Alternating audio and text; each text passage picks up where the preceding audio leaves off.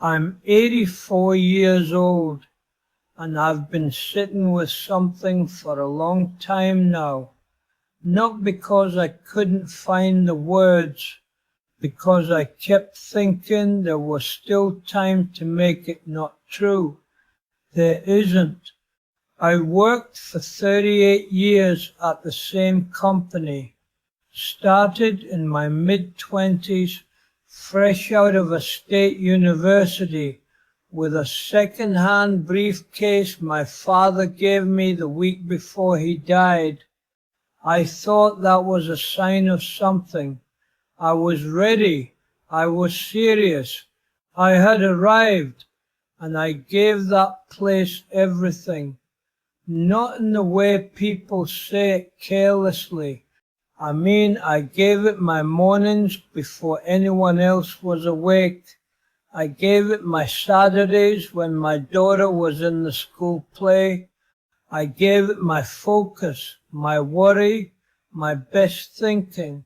The kind of thinking that only comes when your mind is still young and fast and willing. I gave it that too.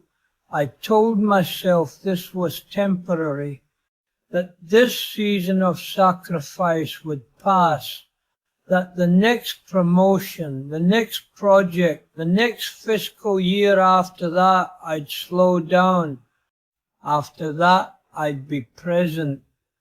There was always an after that. My wife used to make a joke. She'd say, "You love that building more than you love this house." I'd laugh. I thought she was teasing.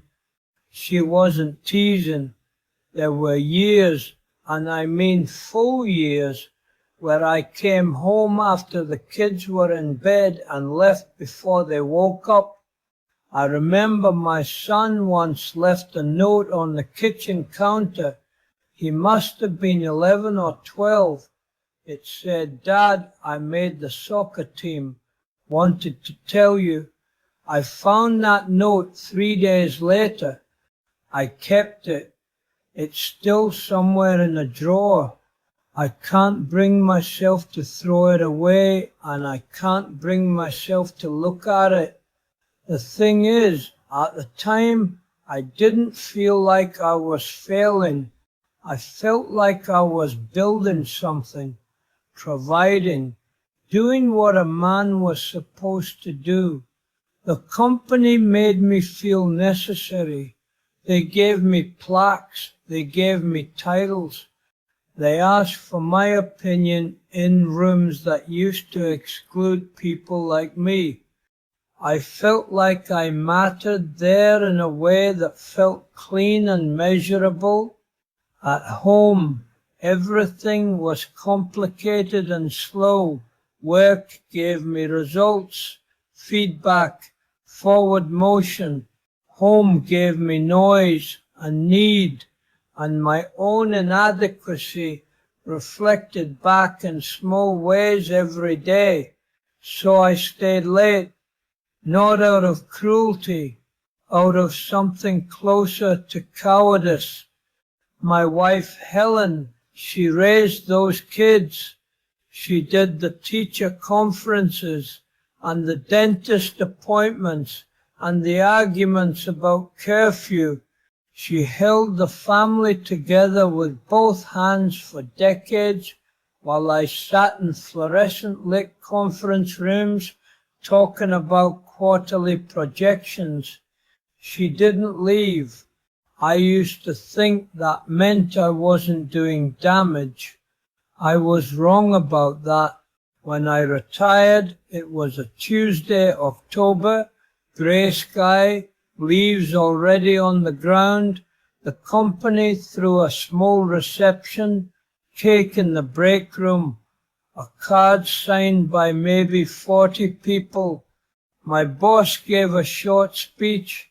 He mispronounced my last name. He had worked with me for 11 years. I drove home that afternoon and sat in the driveway for a long time. Not because I was sad exactly, because I didn't know what I was. For 38 years I had known exactly what I was. Now I was just a man in a car in a driveway. The calls stopped immediately. I don't mean gradually. I mean the next week, nothing. The emails I'd received every hour for decades gone. The people I'd eaten lunch with for years didn't reach out. The projects continued without me as though I had never touched them. I wasn't bitter about this. It was just clarifying. I had confused being needed with being known. Helen got sick 2 years after I retired. It was fast the way those things sometimes are. 8 months from diagnosis to the end, and I was there. I was finally completely there. I made her tea every morning. I drove her to every appointment.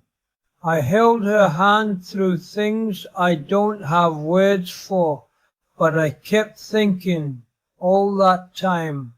All those evenings I could have been beside her watching something on television, just quiet, just present. All those ordinary nights I chose a spreadsheet over a conversation. I couldn't get them back. I couldn't trade in the years I gave the company for more time beside her. She knew I loved her. I want to say that plainly, because it's true. But love isn't only a feeling you carry inside yourself. It's also the hours you spend, the times you show up when you could have looked away. I spent those hours somewhere else. And now she's gone and my son lives in another state and my daughter calls on Sundays, but it's a dutiful kind of call, the kind you can hear the effort in.